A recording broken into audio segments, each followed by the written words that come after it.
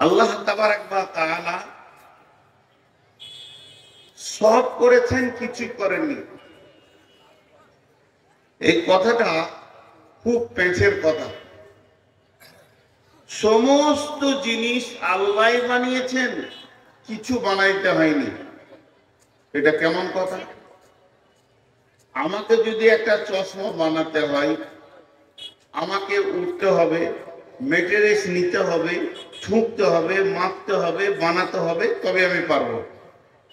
তার মানে আমার শ্রম লাগবে। আমাকে যদি একটা মোবাইল বানাতে হয়, এর পেছনে শ্রম লাগবে।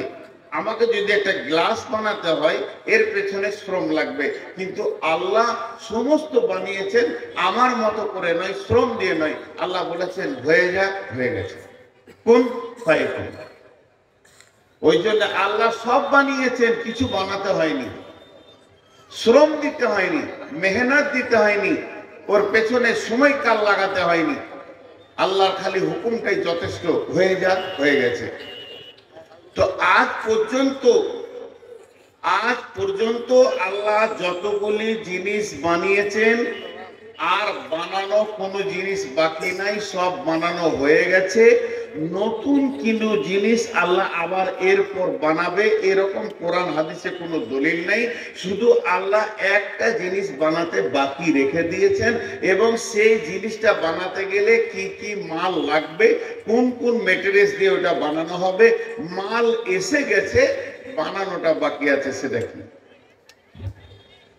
সেটা কি ওই জিনিসটা কি কি বাকি আছে? যেমন একটা আপনাদেরকে উদাহরণ দিচ্ছি। উদাহরণটা কি? বিসমিল্লাহির রহমানির রহিম। ওয়াদ-দুহা ওয়াল-লাইলি ইযা সাজা মা ওয়াদ্দা'কা রাব্বুকা ওয়া মা ক্বালা ওয়ালাল আখিরাতু খায়রুল লাকা মিনাল উলা ওয়ালা সাওফা ইউতিকা রাব্বুকা ফাতারদা ওয়ালা সাওফা ইউতিকা রাব্বুকা ফাতারদা ওয়ালা সাওফা ইউতিকা রাব্বুকা ফাতারদা। জিবরাইল আমিন এসে নবীকে বললেন, নবী হে, তোমার আল্লাহ, তোমার রব তোমাকে অতি সত্বর এমন একটা জিনিস দেবে, তুমি খুশি হয়ে যাবি। এটা কখন বলেছিল? আল্লাহ নবীর কাছে ওহী বন্ধ হয়ে গেছিল। কয়েকদিন যখন ওহী আসেনি, তখন কাফের বেঈমানরা রসুলের বিরুদ্ধে একটা কথা রটাতে শুরু করে দিল, এবং নবীকে সরাসরি বলতে লাগলো, ও মুহাম্মদ, তোর কাছে যে একজন খবর নিয়ে আসতো আসমানের, সে শয়তানটা কই? এরকম নোংরা কথা বলতো। আল্লাহ নবী চিন্তায় পড়ে গেলেন, খাওয়া দাওয়া ছেড়ে দিয়ে লম্বা হয়ে পড়ে গেলেন।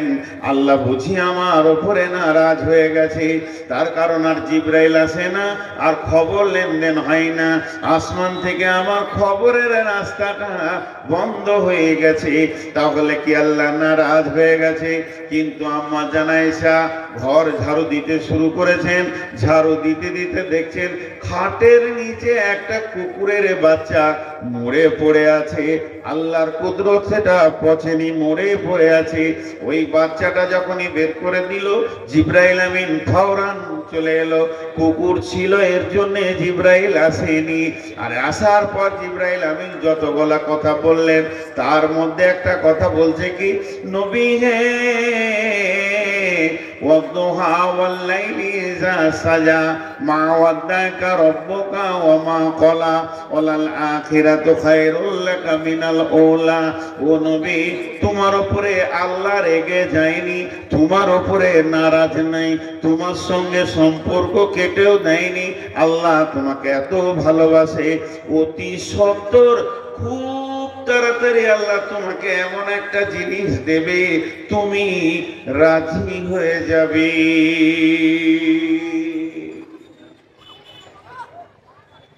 এমন একটা জিনিস আল্লাহ দেবে যে তুমি রাজি হয়ে যাবে। জিনিসটার নাম বললো না, আজও পর্যন্ত কোরআন হাদিসে কোথাও এর দলিল আসেনি যে এই জিনিসটা আল্লাহ রসুলকে দিয়েছিলেন। রসুল তো চলে গেল। আমাকে এসে আপনার মাদ্রাসার শিক্ষক ইনি কানে বলছে, ভাই আপনি বায়ানটা শেষ করেন। বায়ান শেষ হলে আপনাকে সভাপতি সাহেব এমন একটা জিনিস দেবে, আপনি খুশি হয়ে যাবেন। তাহলে আমার জন্য কিছু কিনে এনেছে। আমার বায়ান শেষ হলো, আমি নামলাম, খাওয়া হলো, গাড়িতে উঠছি, চারিদিকে তাকাচ্ছি, মাল আসছে তো। আমার কানে কানে বললে, আর কানে কানে বলে আমার দিলটাকে দিগার ধরিয়ে দিলে, তুই একটা মাল পাবি। তা আসছে কই? ডানে বামে তাকিয়ে যখন মাল পেছি না, গাড়িতে উঠে বাড়ি চলে গেলাম। আজও পর্যন্ত খবর নেই। ফতেপুরে কমিটি বলতে পারবে না, শিক্ষক বলতে পারবে না যে সভাপতি সাহেব আমাকে কিছু দিয়েছেন। তো আল্লাহর ব্যাপারটা তাই হয়েছে, ওই রসুলকে কি দিয়েছেন এর কোনো খবর নেই। কিন্তু বন্ধুরে, তাফসীরের মধ্যে লেখছে আল্লাহ যে বলেছেন, নবী হে, তোমাকে আমি অতি সত্বর খুশি করে দিব। এটা কি করবে? এই সংবাদটা শুনলে আমাদের আনন্দিত হবে।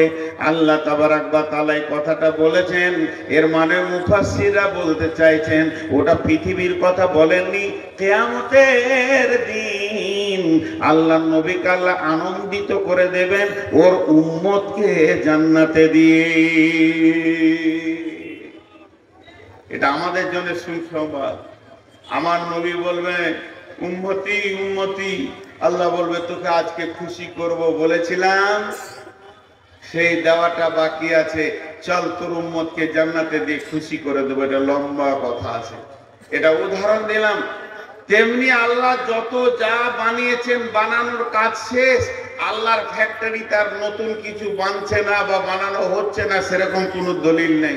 খালি কিছু কটা বাঁদর বানাচ্ছে আল্লাহ। এই যে বাঁদর দাঁড়িয়ে আছে, এইগুলো আল্লাহ করে দেবে। এদের যে চামড়া কত মোটা, আসছে আর ওখানে দাঁড়িয়ে আছে। এই বস,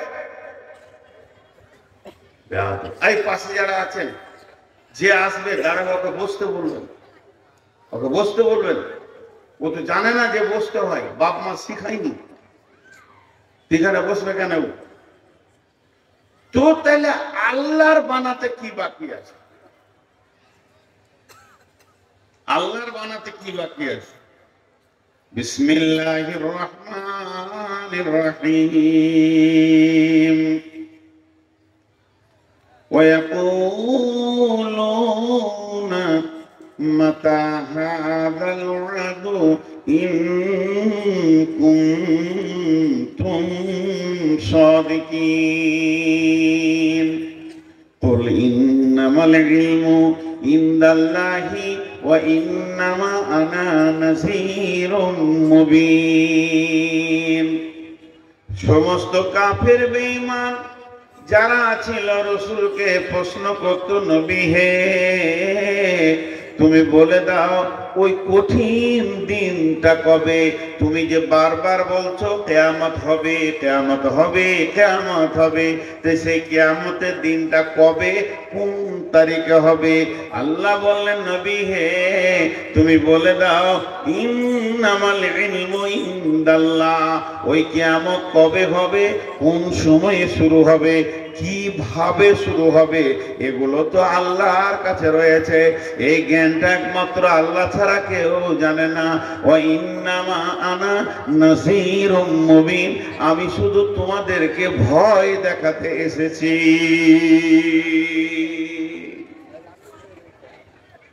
ওটা আল্লাহ জানে, ওটা আল্লাহ জানে কিয়ামত কবে হবে। ভাই আমাকে 5টা মিনিট টাইম দেন আপনারা, 5টা মিনিট আমি মেন জায়গায় যাই, এইটুকু সময় চাইছি। কিয়ামত হবেই, আর বেশি দূর নাই। কিন্তু কবে হবে, কিভাবে হবে, এর পুরো জ্ঞানটা আল্লাহর কাছে আছে, মানুষের কাছে নাই। মানুষের কাছে এর ইলম নাই। বিশ্ব নবীও জানতেন না। বিশ্ব নবী এতটা বলেছেন, শুক্রবার হবে, 10 তারিখে হবে মুহররম মাসে, কোন সাল এটা বলতে পারেননি। কিয়ামতের নাম কিয়ামত, কিয়ামতের নাম মাহশার, কিয়ামতের নাম ইয়াউম, কিয়ামতের নাম ইয়াউমুদ্দিন, কিয়ামতের নাম ইয়াউমুল আদিম, কিয়ামতের নাম ইয়াউমুল ফাসল, কিয়ামতের নাম সাআলা। কিয়ামতকে বোঝানো হয়েছে হাক্কা, কিয়ামতকে বোঝানো হয়েছে কারিয়া, কিয়ামতকে বোঝানো হয়েছে নাবাইল আযীম, কিয়ামতকে বোঝানো হয়েছে সাআত, কিয়ামতকে বোঝানো হয়েছে ইয়াম, কিয়ামতকে বোঝানো হয়েছে গাসিয়া। আল্লাহ তাবারাক ওয়া তাআলা কিয়ামতের ব্যাপারে এত গুরুত্ব দিয়েছেন, তার বান্দাদের কাছে খবর দেওয়ার ব্যাপারে কিয়ামতকে নানান ভাবে বলে বলে একটা মানুষের ভিতরে কিয়ামতের ভীতু মানে ভয় ভীতিকে ভরার জন্য আল্লাহ কোরআনের ভিতরে বিভিন্ন ভাষা দিয়ে কিয়ামতকে বুঝাতে চেয়েছেন। আমি একটা উদাহরণ সব জায়গায় দিয়ে আজও দিছি, কিন্তু আজকে এগুলো আমার ভূমিকা মাত্র। এটা আমি বায়ান এখন শুরু করিনি, বায়ান যখন শুরু করব তখন বলবো। আমার সামনে একটা মহিলা আছে, খুব মন দিয়ে শোনেন। আমার সামনে একটা মহিলা আছে, মহিলাটাকে আমি প্রেমের নজরে দেখছি, যেহেতু আমার বিবি। ওই মহিলাটাকে আমার বেটা দেখছে ইবাদতের নজরে, যেহেতু ওর মা। ওই মহিলাটাকে আমার জামাই দেখছে, যেহেতু ওর শাশুড়ি। একটাই মহিলা আমার শ্বশুরের নজরে, ওটা বেটি। ওই মহিলাটা আমার আব্বার নজরে বৌমা। তার মানে বিভিন্ন মানুষ ঘুরিয়ে একটাই মেয়ে, তার এক একজনের ব্যাখ্যা আলাদা হবে। অতএব কিয়ামত তো কিয়ামতই, কিন্তু আল্লাহ বিভিন্ন ভাবে বুঝিয়েছেন। কখনো সালা বলেছেন, কখনো কারিয়া বলেছেন, কখনো হাক্কা বলেছেন, কখনো বলেছেন নাবাইল আযীম। এর জন্য আল্লাহ তাবারাক ওয়া তাআলা নবীকে বলছেন, নবী হে আম্মা ইয়াতাসাআলুন।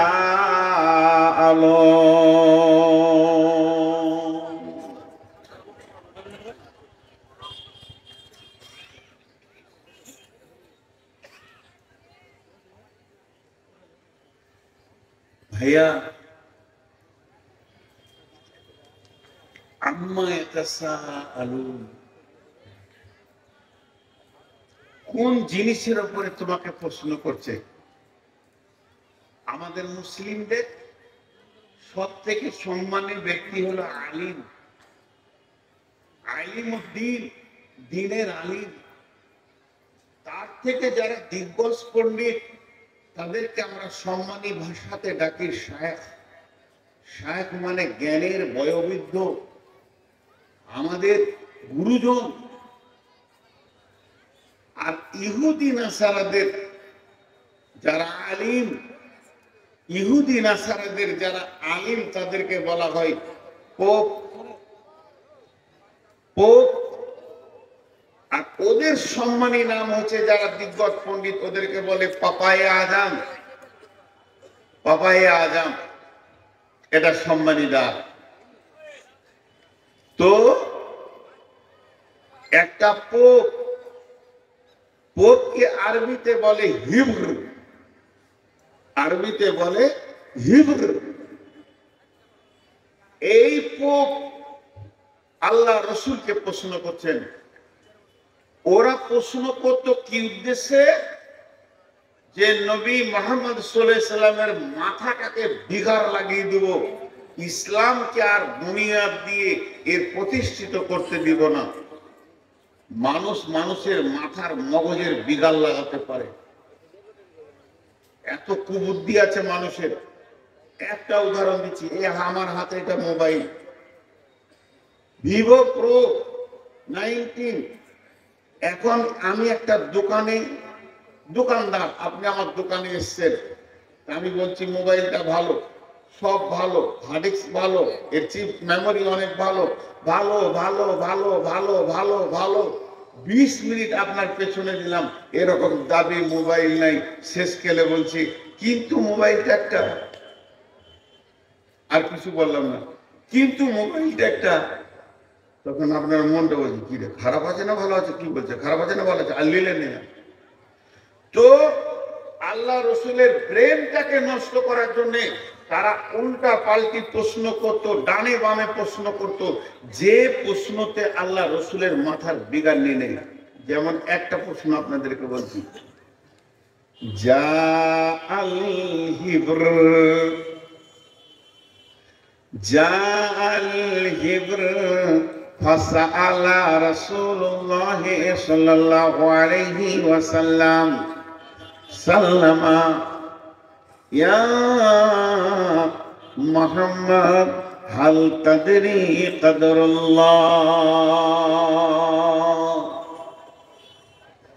একটা পাদ্রী এলো, আল্লাহ নবীকে বলছেন জাল হিব্র ফাসআলা রাসূলুল্লাহ সাল্লাল্লাহু আলাইহি ওয়াসাল্লাম, আল্লাহ নবীকে প্রশ্ন করলেন হাল তাদরি, নবী হে তুমি কে শেষ নবী বলছো নিজেকে, তুমি জ্ঞানী বলছো, তুমি নবীদের নবী বলে দাবি করছো, তো একবার তুমি বলো আল্লাহর ক্ষমতা সম্পর্কে তোমার কোনো জ্ঞান আছে কি? কাকে বলছে? বিশ্ব নবীকে আল্লাহ যাকে দিয়ে গোটা কোরআনকে নাজিল করলেন, আল্লাহ যাকে গোটা কোরআন অফ করে দিলেন, আজিম, সেই লোকটাকে বলছে। বলবি কার সঙ্গে ওর কানেক্ট আছে জানিস?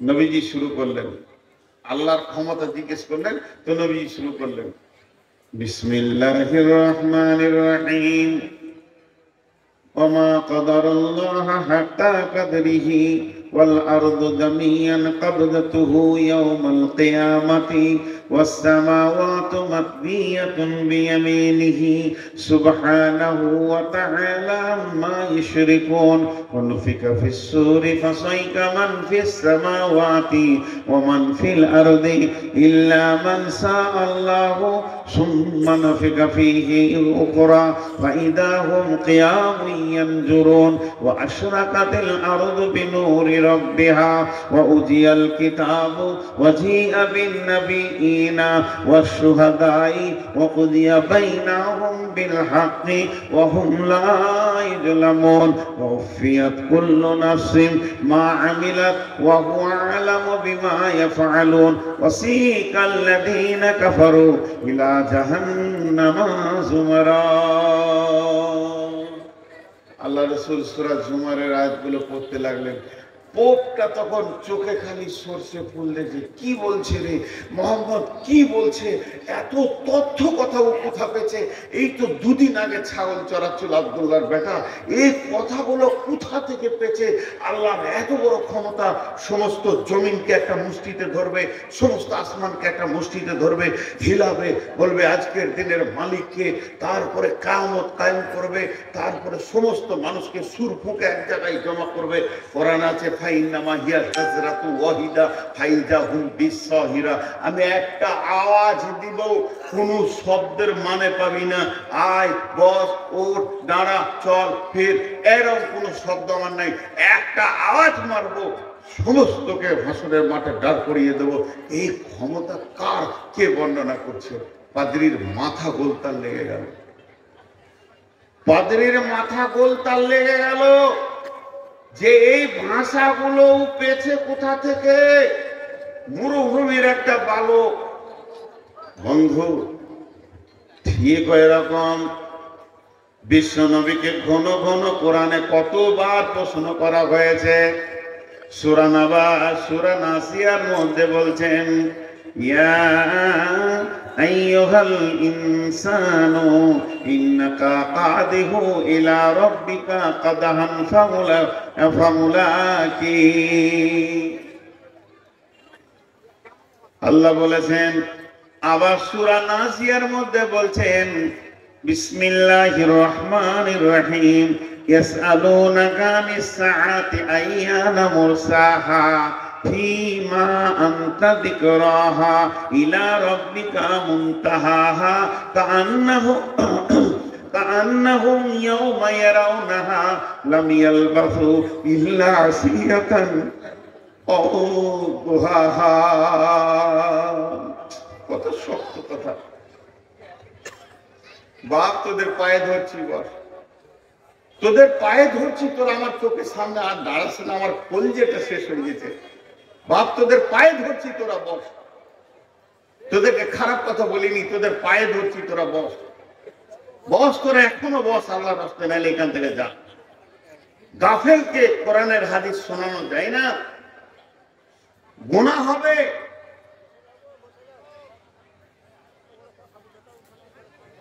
আরে ভাই, তোদের যে পায়ে ধরছি, তোদের বিবেকটা কি বলছে? বিয়ে বাড়ি পেয়েছিস সেটাকে আর কত ছোট হবো বল?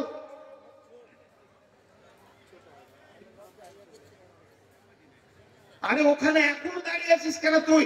ওই সাদা প্যান্ট ধরে জুতি ওকে লম্বা করে দেওয়া দরকার। হ্যাঁ, জুতো বলেছি বসে গেল, জুতো বলেছি আর বসে গেল, মানে একদম পাক্কা ছোট লোকের বাচ্চা। ভাই বলছি পায়ে ধরছি, তখনও বসছে না।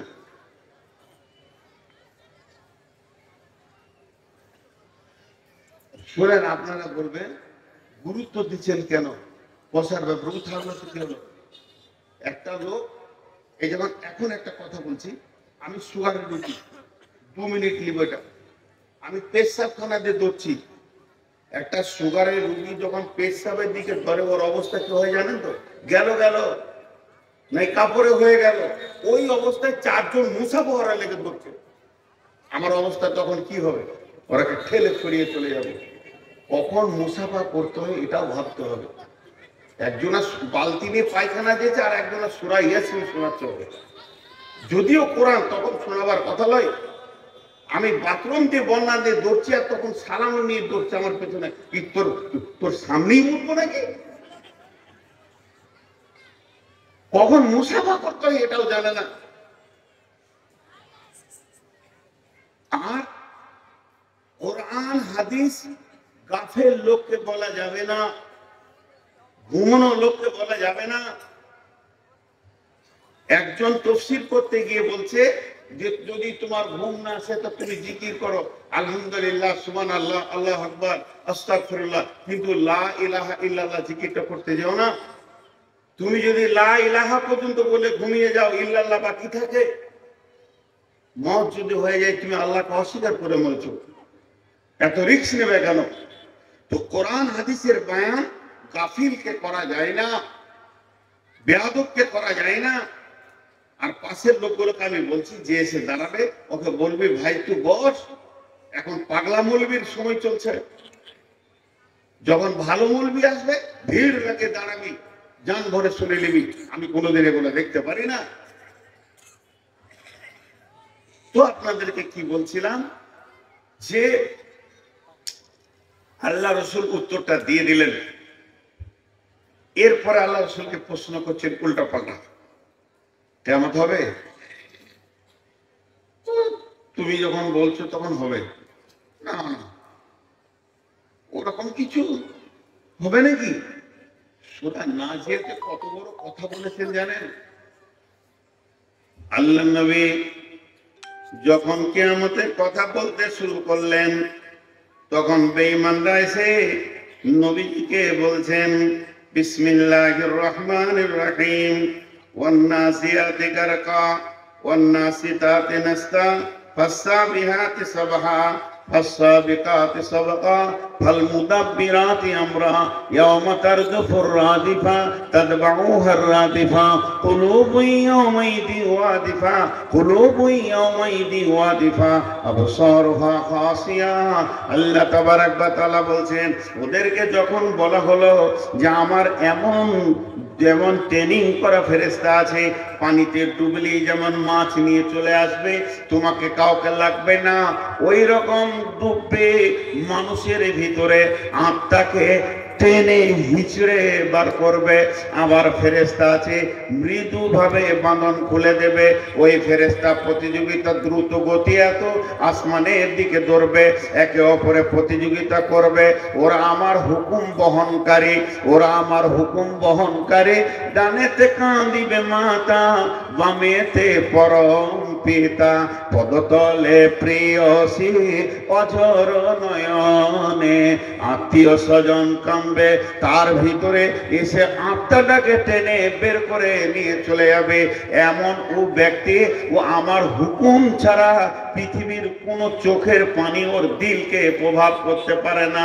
আজরাইল, আজরাইল জীবনে যতগুলো কাণ্ড করেছেন, যতগুলো মার্ডার করেছেন, আজরাইলের দিল একবারও কাঁপেনি। কারণ আতুর ঘরে বাচ্চাটা শুয়ে আছে, মাত্র 10 মিনিটে 1 ঘন্টার বাচ্চা মাকে নিয়ে চলে গেছে।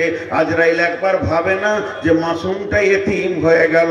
লোকমান হাকিম পানিতে ভাসছে ওর মা, আর ওই ভাসা তক্তার উপরে যেতে রয়েছে, আর লোকমান মহাসমুদ্রে ভাসতে রয়েছে, ওর মাকে নিয়ে চলে গেল আজরাইল।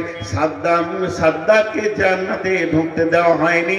ঘোড়াতে একটা পা, লাগাম একটা পা, কড়া ধরে আছে, মধ্যস্থ অবস্থায় আজরাইল টেনে নিয়ে চলে গেছে। আল্লাহ বলছে, জানিস কি, আমার হুকুম বহনকারীরা তোকে 1টা মিনিট আগে পিছে করতে দিবে না। বলে কুল্লি উম্মাতিন আদাল হাত্তা ইযা আযালুহা লা ইস্তাখিরুনা সাআতাও ওয়া লা ইস্তাকদিমুন। আমার ব্যাপারে বেশি প্রশ্ন চালিয়ে যাচ্ছিস। ইয়াসআলুনাকা আনিস সাআতি আইয়ানা মুরসাহা। নবী হে, একবার বলে দাও সেই কিয়ামতটা কবে হবে। ফিমা আনতা মিন যিকরাহা।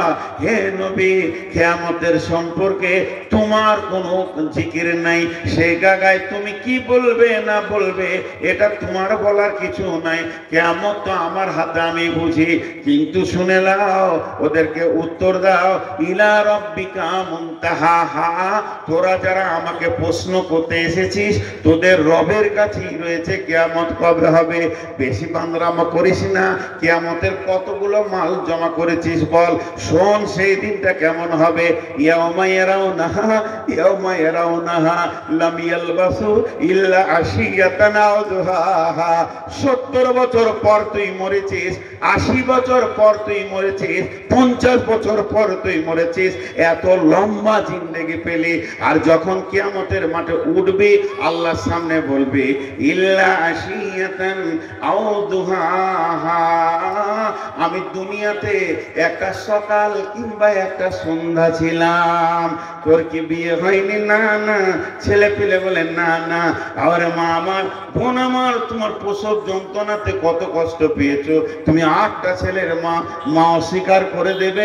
আমি একটা সকাল একটা সন্ধ্যা পৃথিবীতে ছিলাম।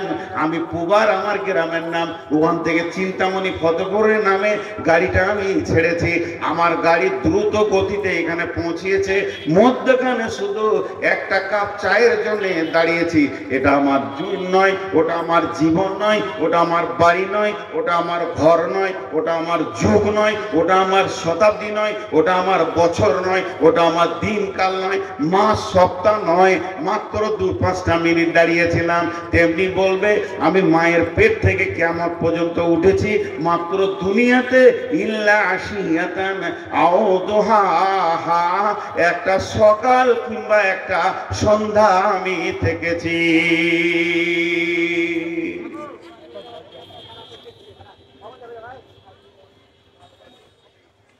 একটা সকাল কিংবা একটা সন্ধ্যা।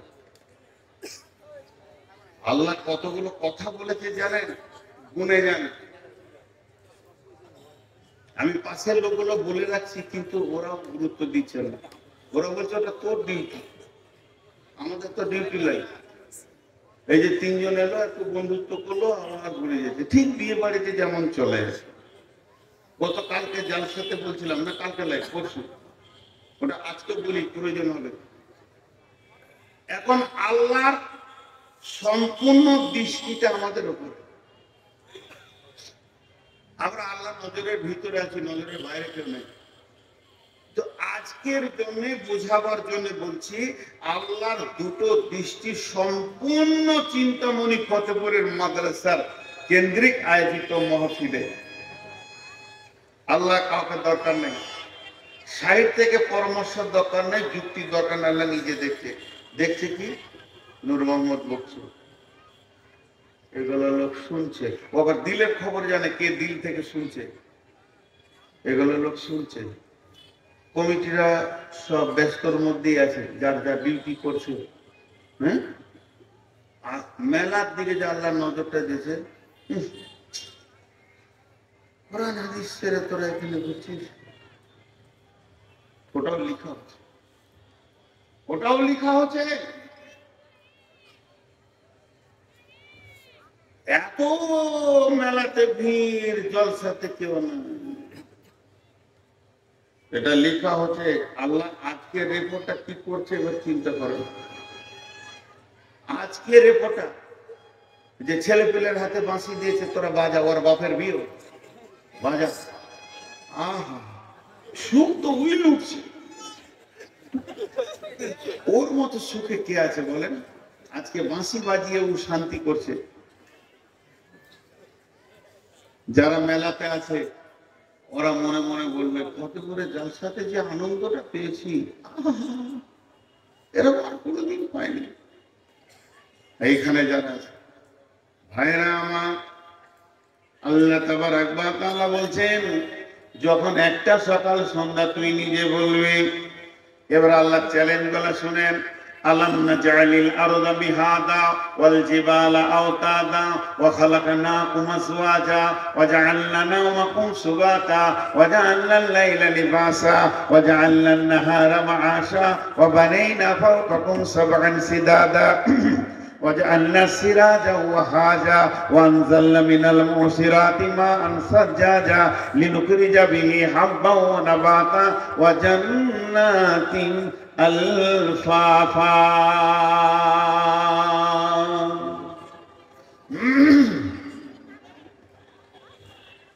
কেন এই চ্যালেঞ্জ গুলো দিলেন আল্লাহ? আল্লাহ বলছেন, নবী হে,